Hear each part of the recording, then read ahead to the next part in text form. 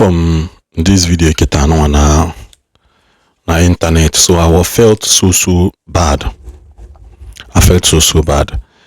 Ebulonye ihe ndị Igbo ihe ọbụla gbasara Igbo na-adị mma.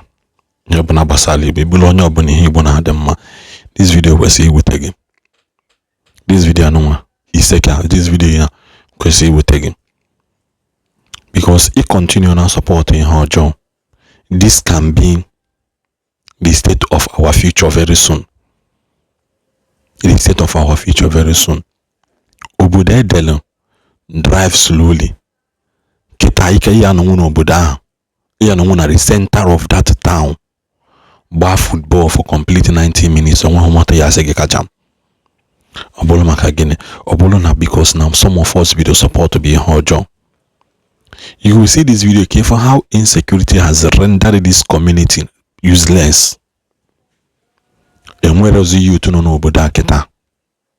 So ndị no n'obodo akita, ndị na-eche mbosi anya ndị na-eche mbosi ndị be ha aya kpọ ndị be ha sị ha na onye dị otu a nwụkwana ọ na onye dị otu a larụ otetero. Even go in atana to claim the ozu onye nwụrụ anwụ nwanne gị o nwanne gị nwaanyị o nwanne mpa gị ma mma gị nwụrụ anwụ ebe a. It's a very big problem. It's a very big problem. It's a very big problem to an Igbo. From this video, I decided to talk about it. Ihe a bụ ezigbo taji ihe na eje n'obodo nwere ozi onye anya afọ.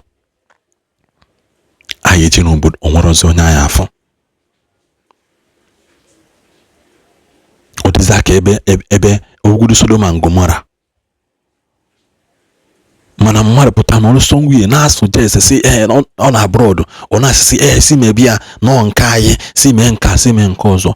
You are busy supporting evil, not knowing that somebody somewhere anarazi alalo na bia. Ya watch this video careful na ana ekwu okwu anarazi ekwu okwu akwụkwọ anazi ekwu okwu ụka. Business has been crumbled. Onwezi onye na-akpọsa ele. Now I begin to imagine, how does these people feed? Business are crumbled. Students ụmụazị akwụkwọ ihe ọbụla megide church ahapụ obodo. Ihe ọbụla megide ụka hapụ obodo. A man at that in agogo critical condition. That the condition are go critical. Even nugwa house ebe one medugre ebe aka na atụ bomb. I can have videos of people kana agoka. I can have videos of people na agoka. They still gather in their representative assembly. Yes, they still gather there. Na kane belichi ha. Manane kani wide. Just a village anwa to lesia ihe na-eme na some of the villages n'ime Imo State too.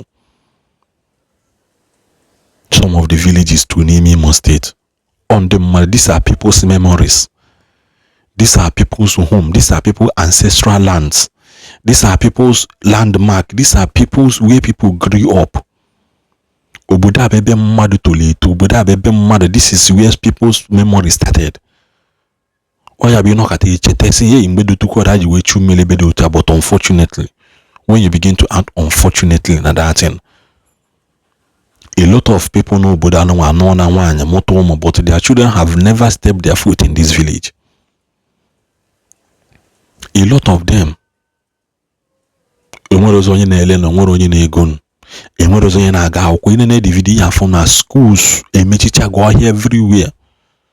If abandoned projects in the marriage, abandoned projects community, all are abandoned and people again have run away and left it.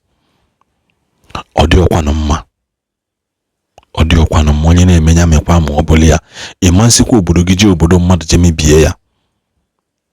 Imansiko obodo giji obodo mmadụ jemi, because one thing mma maka ana Igbo oskwa gị gba osolo everywhere ana Igbo ya chugide gị until ihe ahụ imete ewelisi gị bulia. Oskwagi committee that in Imo State wanata Anambra ana aja n'Igbo ya etigbu gị. Ana na-agba ụgwọ. Be very very careful the evil you do and the evil you support. Gordon. Once you apply through Ihala Olu Road and see this, It is a signal that you have entered Isseke, a town known for its peaceful atmosphere and tourism and hospitality experts. Isseke Alana. It is written, drive slowly through Isseke. But as you can see, nobody is driving again. Everybody has deserted the town. Why? So, I know what Isseke ka ya na ya.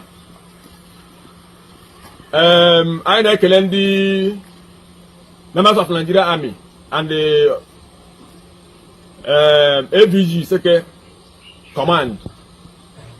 Una have work Isseke by isi wee dị. That about of September 2025, and we are still hoping that the security improves. In fact, it is improving, as you can see. As you can see, the images we have, as you can see, is improving. But there is always room for improvement. And your government, I can your government. I get them government abia. If I believe for obodo ga-eme so far, government ga-abia unu ga-abia Isseke. Unu fuka odi. I want to send this message especially for people that are contesting for Anambra State election now. The governorship election is all around the corner.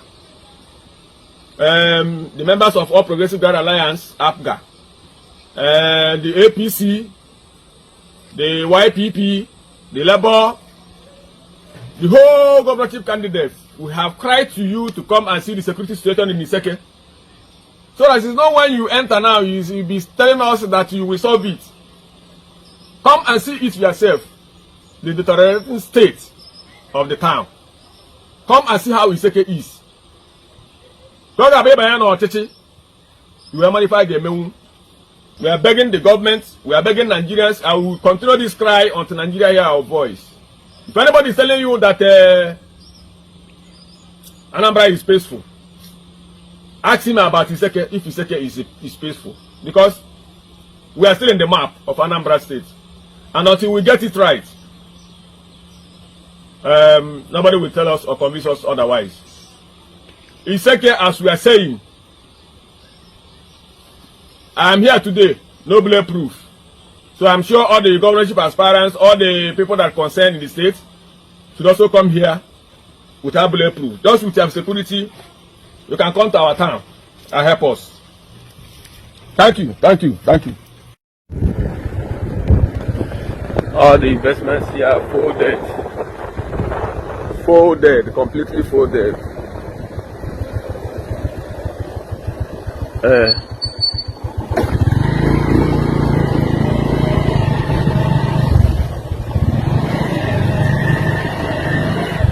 Akwa ben na aka na aba ihe ahụ. Akwa ben na. Hey! Hello, me pam pam. We thank God for life.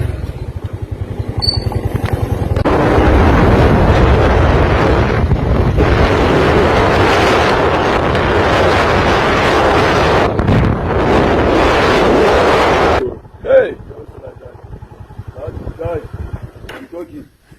Who are you? Ago. Yeah? I've been here now. I've been.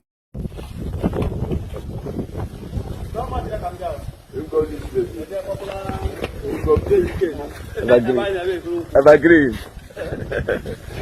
Hey.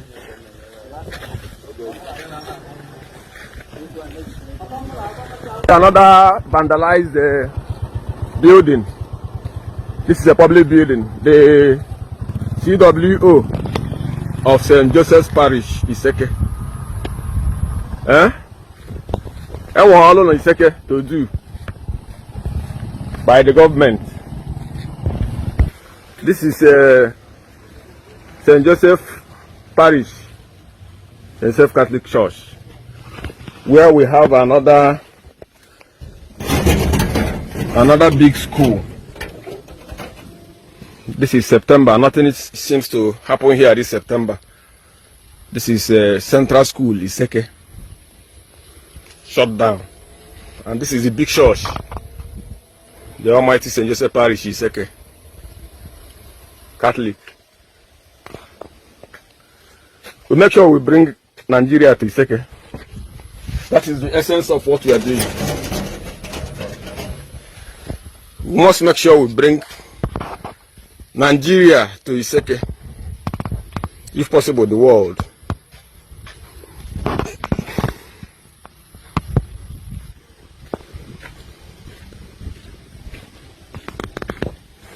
Isseke ala nna ha.